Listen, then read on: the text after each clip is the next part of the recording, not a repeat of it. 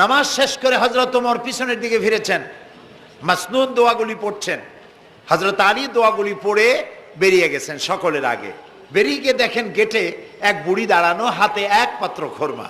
বুড়ি বলছেন, আলী, এই খোরমাগুলি নিয়ে তুমি ভিতরে আবার ঢোকো, আমিরুল মোমিনিনকে বলো এগুলি আমার নতুন বাগানের খোরমা, তিনি খাবেন আর রাসূলুল্লাহর সাহাবীদের খাওয়াবেন, তাতে করে আমার নতুন বাগানের খোরমায় বরকত হয়ে যাবে। হযরত আলী দেখলেন স্বপ্নে যা দেখলাম তাই সাথে সাথে খাটিয়ে গেল, আশ্চর্য কথা। তিনি ভিতরে ঢুকলেন, হযরত ওমরকে পাত্রটা দিয়া ঘটনা শোনালেন। হযরত ওমর পাত্রটা হাতে নিয়ে একটা খোরমা হাত দিয়া উঠাইয়া হযরত আলীর মুখের মধ্যে দিলেন।